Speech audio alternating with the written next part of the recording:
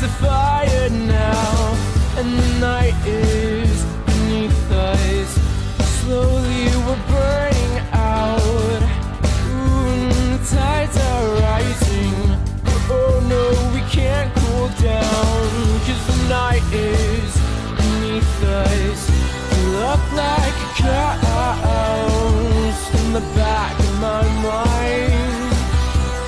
Visions of you, baby, to keep me up the night. With me by the river, with me by the river.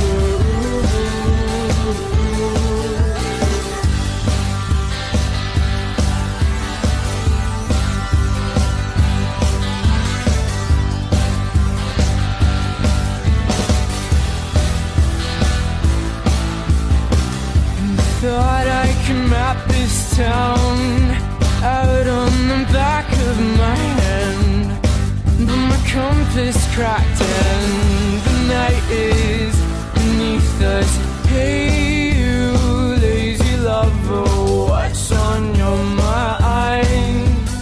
Go your own way, but I'll never forget you.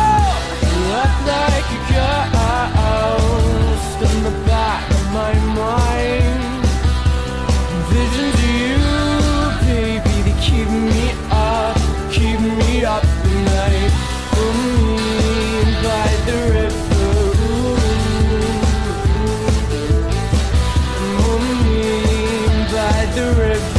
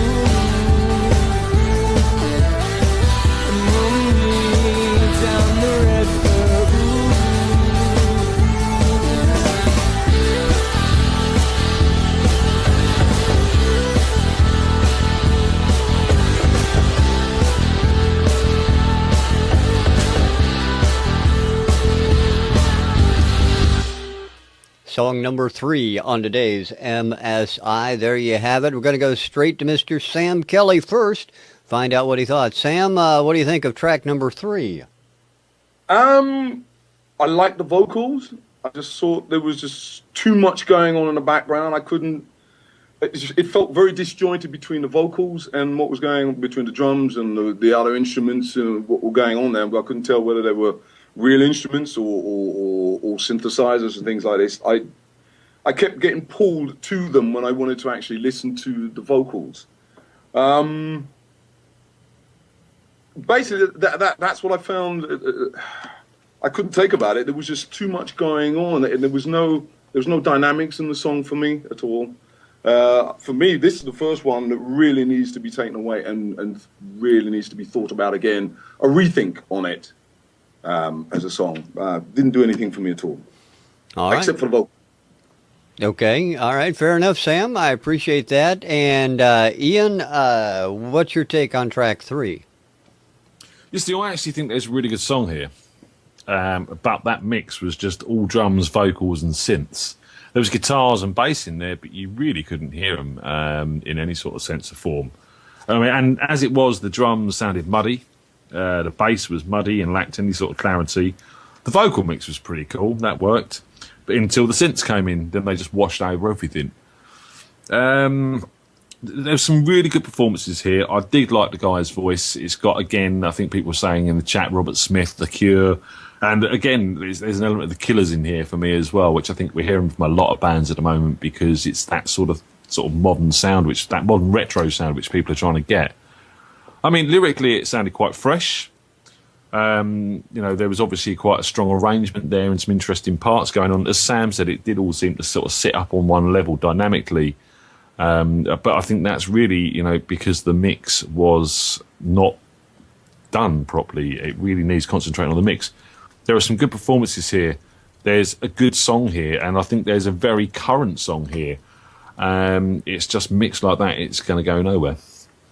All right, I appreciate that, Ian. Thank you. And over to Mr. Tom Chianti we go. Tom, what do you think of track 3? Well, I agree with a lot of what Ian said. My biggest problem was that, there was guitar and bass there. They should have been brought out more. The synths wash a lot of that away. It needed to be much clearer. Everything was muddy except the vocal, and I couldn't make out every word he said. And that needed to be treated better, brought up more. The synths thinned out, spread out, more panning. I think a remix, or as Sam says, a rethink, would probably benefit this song a lot. I liked it.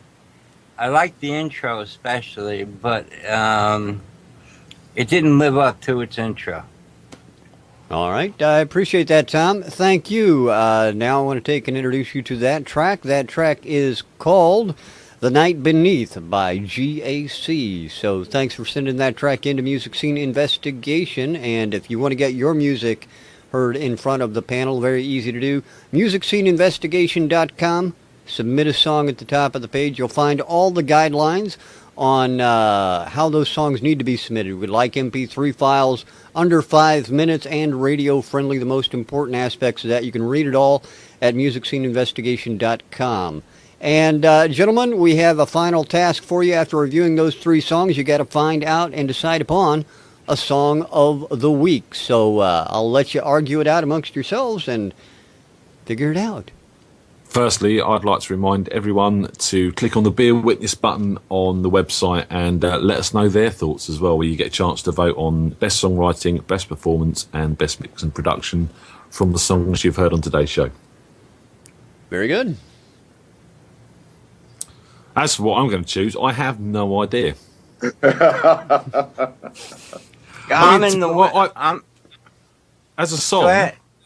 As a song, I think number 3 is probably the most commercially viable if it was done properly, if the mix was sorted out.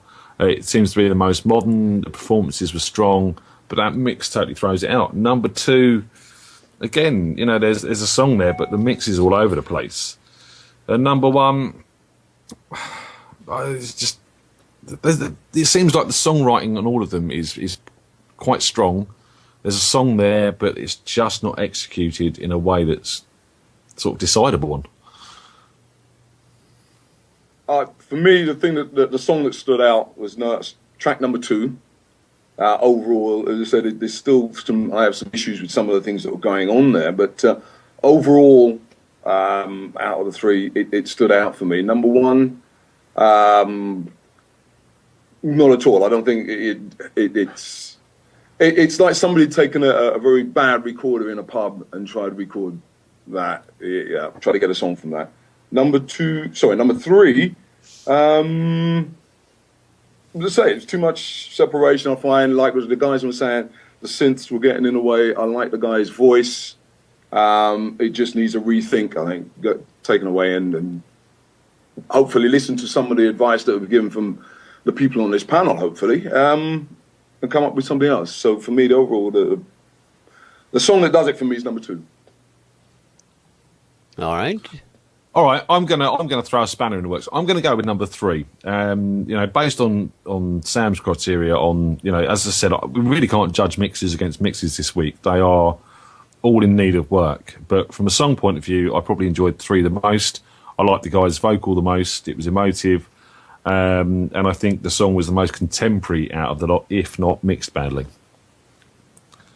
And Tom? The power. I'm sorry, Sam. I'm going to have to go with Ian on this one. They all have mixed problems. Drummers are used to this. Get to the back where you used to be in. Yeah, can we do one of my songs now? You know that old joke, so. Sorry, Tom, go ahead. That's okay. You make a valid point. The guitars were way too loud for me, and number 2, and I just think on the potential of song and what could be done with a better mix, I think 3 would shine the most.